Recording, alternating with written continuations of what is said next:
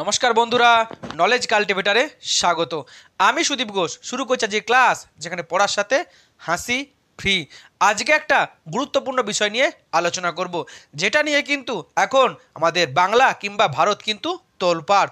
তার সাথে আজকের টপিকটি কিন্তু আমাদের কম্পিটিটিভ এক্সামের কারেন্ট অ্যাফেয়ার্সের, বিশেষ করে মিসলেনিয়াসের মেন্সের জন্য ইম্পর্টেন্ট। আমরা দেখেছি কিছুদিন আগে আমাদের মধ্যে HMPV ভাইরাস নিয়ে একটা আতঙ্ক তৈরি হয়েছিল, আর এই HMPV ভাইরাসের পরেই নতুন একটা রোগ নিয়ে আতঙ্ক তৈরি হয়েছে, যেটা হচ্ছে জিবি সিন্ড্রোম, গুলেনবারি সিন্ড্রোম।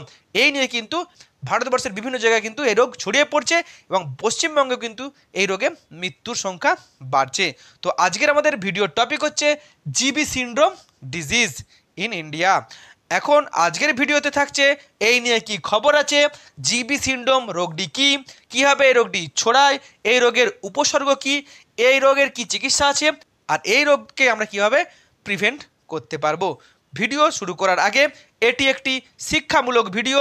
এই ভিডিওর কোনো অংশে হিংসা বা রাজনৈতিক ও সাম্প্রদায়িক বিদ্বেষ অন্তর্ভুক্ত নেই। তবু ভিডিওর কোনো অংশ বিতর্কিত মনে হলে সেটি অনিচ্ছাকৃত, তার জন্য ক্ষমা প্রার্থী। এখন ভিডিওটি পুরোপুরি দেখুন, আর এরকম কারেন্ট অ্যাফেয়ার্সের টপিক সম্পর্কে জানতে চ্যানেলটি সাবস্ক্রাইব করে পাশে থাকুন। জিবি সিন্ড্রোম ভারতবর্ষে নতুন একটি রোগের প্রকোপ দেখা দিয়েছে, যেটা হচ্ছে জিবি সিন্ড্রোম, যেটা ভারতবর্ষের মহারাষ্ট্রের পুনেতে প্রচুর মানুষ কিন্তু এই রোগে আক্রান্ত, এবং এটি এক প্রকারের এপিডেমিক হিসাবে দেখা দিয়েছে মহারাষ্ট্রের পুনেতে।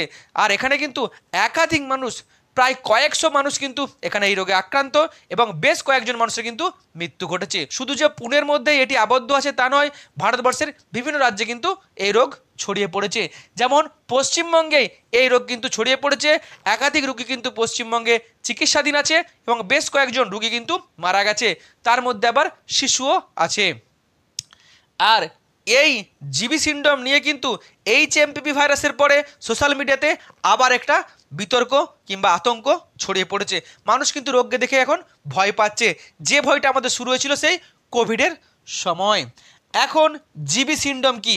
জিবি সিন্ড্রোমের পুরো নাম হচ্ছে গুলেনবারি সিন্ড্রোম। এটা একটা রেয়ার ডিজিজ, খুবই রেয়ার রোগ, খুব কম মানুষের হয়, কিন্তু সেই রোগটা কিন্তু এখন সংখ্যায় বাড়ছে।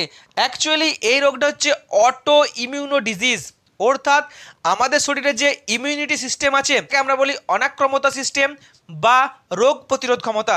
আমাদের শরীরের মধ্যে যে অ্যান্টিবডিগুলো আছে, সে অ্যান্টিবডি বাইরে থেকে যখন কোনো রোগ জীবাণু আমাদের শরীরে প্রবেশ করে, সে অ্যান্টিবডি সেগুলো কিন্তু ধ্বংস করে দেয়। এই অ্যান্টিবডির কাজ হচ্ছে শরীরকে সুস্থ রাখা বা শরীরের প্রতিরক্ষা দপ্তরটিকে সামলানো। কিন্তু অনেক সময় যে সেনাকর্মীদের হাতে আমরা দেশের প্রতিরক্ষার যে ভার তুলে দিই, অনেক সময় দেখা যায় যে তারাই আবার অনেক সময় মানুষকে মেরে দেয়, কোনো তাদের মানসিক কারণে বা তাদের কোনো পার্সোনাল কারণে। ঠিক সেরকমই এই অ্যান্টিবডিগুলি যারা প্রতিরক্ষা সিস্টেমকে তুলে ধরতো, রক্ষা করতো, তারা বাইরের শত্রুকে না মেরে আমাদের শরীরে কিন্তু মারতে শুরু করে, আর তার ফলে কিন্তু এই রোগটির প্রকোপ দেখা দেয়। মেনলি এই অ্যান্টিবডিগুলি আমাদের যে পেরিফেরাল যে নার্ভাস সিস্টেম আছে, সেই পেরিফেরাল নার্ভাস সিস্টেমকে অ্যাটাক করে, এবং মানুষের কিন্তু এই রোগ ছড়িয়ে পড়ে। তার ফলে মানুষের কী হয়, প্যারালাইসিস হয়ে যায় কিংবা মানুষের মৃত্যু ঘটে। তবে জিবি সিন্ড্রোম নিয়ে যে আতঙ্ক চলছে, ঠিকই, জিবি সিন্ড্রোম কিন্তু অপরিচিত রোগ নয়, আগের থেকে কিন্তু এই রোগ আমাদের মধ্যেই আছে।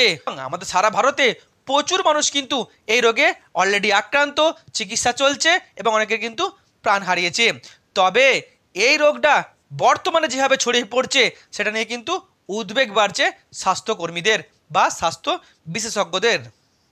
এখন এই রোগ কীভাবে ছড়ায়, জিবি সিন্ড্রোম সঠিক কীভাবে ছড়ায়, সেই নিয়ে কিন্তু বিজ্ঞানীরা এখনও তার তত্ত্ব খুঁজে উঠতে পারেনি। তবে বেশিরভাগ চিকিৎসকরা বলছে এই রোগ ছড়ানোর মূল কারণ হচ্ছে যে ব্যাকটেরিয়া কিংবা ভাইরাসের ইনফেকশন। তাছাড়াও যদি কোনো মানুষ দীর্ঘদিন ধরে কোনো ওষুধ খায়, ড্রাগস নেয়, কিংবা কোনো ভ্যাকসিন নিয়েছে, কিংবা ডাক্তারের সাথে না পরামর্শ করেই একাধিক ওষুধ খেয়ে যাচ্ছে, তাদের শরীরে কিন্তু সাইড এফেক্ট হিসাবে এই রোগ দেখা দিতে পারে। অন্যদিকে আর কি হয়, অনেক সময় দেখা যায় যে কোনো ব্যক্তি, সে ব্যক্তি ব্যাপক নেশা করে, সে ড্রাগস নেয়, মদ খায়, গাঁজা খায়, ধূমপান করে, তার শরীরেও কিন্তু এই রোগ ধরা পড়ে। কিন্তু মনে রাখতে হবে, এই রোগ কিন্তু কোভিডের মতো এক মানুষের থেকে অন্য মানুষে কন্ট্যাক্টের মাধ্যমে ছড়ায় না, অর্থাৎ সংক্রামক রোগ নয়। এখন এই রোগের সিমটমস কি? যদি জিবি সিন্ড্রোমের কোনো মানুষ আক্রান্ত হয় তার শরীরে যে সিমটমসগুলো দেখা যাবে, যেমন তার শরীর কাঁপবে, বমি বমি ভাব হবে, ঘুম ঘুম লাগবে, তার সাথে কী হবে যে তার মেন্টাল একটা তার উদ্বেগ দেখা দেবে, তার সাথে তার শ্বাসকষ্ট হবে, চোখে দেখতে সমস্যা হবে এবং বিপি বেড়ে যাবে, হার্টবিট বেড়ে যাবে, অর্থাৎ স্ট্রোক বা হার্ট অ্যাটাক বা প্যারালাইসিস হলে যে সমস্ত উপসর্গ দেখা যায় সেগুলো কিন্তু এই রোগে দেখা যায় উপসর্গ হিসাবে। এখন এই জিবি সিন্ড্রোমের ট্রিটমেন্ট কি? মনে রাখতে হবে বর্তমানে এখনও জিবি সিন্ড্রোমের এক্স্যাক্ট বা সফল ট্রিটমেন্ট পাওয়া যায়নি।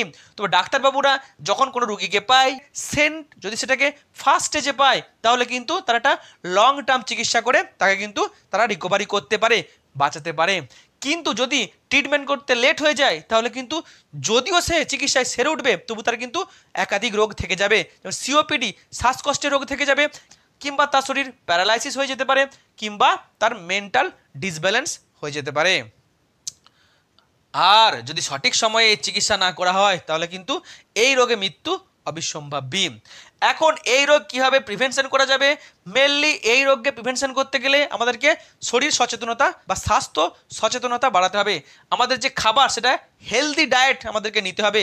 আমাদের মাছ, মাংস, ডিমের পরিমাণ কমিয়ে খাবারের মধ্যে প্রোটিনের পরিমাণ বাড়াতে হবে। বিশেষ করে আমাদেরকে ভেজিটেবিল আর ফ্রুটসের উপরে জোর দিতে হবে। তার সাথে শরীরে কোলেস্টেরল, বিপি কিংবা ব্লাড সুগার আর থাইরয়েড এগুলো কিন্তু আমাদেরকে কন্ট্রোল করতে হবে। তার জন্য ডাক্তারের পরামর্শ নিয়ে মেডিকেশন চালু করতে হবে। তার সাথে আমাদেরকে রেগুলারলি কি করতে হবে যে ফিজিক্যাল এক্সারসাইজ কিন্তু করতে হবে আমাদের ওয়েটটাকে কন্ট্রোল করার জন্য। তার সাথে আমাদের শরীরে যাতে কোনোভাবে ব্যাকটেরিয়া কিংবা আমাদের শরীরে যাতে এই ভাইরাসের ইনফেকশন না হয় সেদিকে কিন্তু সচেতন থাকতে হবে। তার সাথে যারা লং টাইম নিয়ে কোনো ওষুধ নিচ্ছে বা ডাক্তারের পরামর্শ না নিয়ে ওষুধ নিয়েছে কিংবা কোনো রিসেন্টলি ভ্যাকসিন নিয়েছে তারপরে কিন্তু তাদেরকে কিন্তু অবশ্যই ডাক্তারবাবুর সঙ্গে পরামর্শ করতে হবে, কারণ এটাও কিন্তু একটা কারণ এই রোগ ইনফেকশন হওয়ার জন্য। তার সাথে আমরা যেখানে থাকবো সেই তার বাড়ির আশেপাশে চারিদিকে কিন্তু আমাদেরকে ডিসইনফেক্ট করতে হবে, জীবাণুমুক্ত করতে হবে। তার সাথে আমাদের যে জামা কাপড়, খাবার যে জিনিসপত্র অর্থাৎ বাসনপত্র কিংবা আমাদের বিছানা সেগুলো কিন্তু নিয়মিত পরিষ্কার পরিচ্ছন্ন করতে হবে। তার সাথে যারা খুব নেশা করে অর্থাৎ মদ, গাঁজা, বিড়ি, ড্রাগস নেয়, ব্রাউন সুগার নেয়, তাদেরকে কিন্তু তাদের এই নেশাটাকে কন্ট্রোল করতে হবে, নেশাকে বন্ধ করতে হবে। তার সাথে মনে রাখতে হবে এই রোগ কিন্তু ভয়ঙ্কর হতে পারে শিশুদের জন্য। শিশুদেরকে আর যারা বয়স্ক ব্যক্তি আছে তাদেরকে কিন্তু অনেক সাবধানে রাখতে হবে। আর এই রোগ নিয়ে কিন্তু কোনো আতঙ্ক করা চলবে না, আমাদেরকে সচেতন থাকতে হবে, ডাক্তারবাবুর পরামর্শ মেনে চলতে হবে, সরকারের পরামর্শ মেনে চলতে হবে, তাহলে কিন্তু এই রোগকে আমরা আটকাতে পারবো। এই হলো আজকের ভিডিও। এখন জিবি সিন্ড্রোম নিয়ে আপনার কোনো মতামত থাকলে অবশ্যই কমেন্ট বক্সে জানাবেন। ভিডিওটি এখানে শেষ হলো। ভিডিওটি যদি ভালো লাগে অবশ্যই লাইক, কমেন্ট, শেয়ার এবং চ্যানেলটি সাবস্ক্রাইব করতে ভুলবেন না।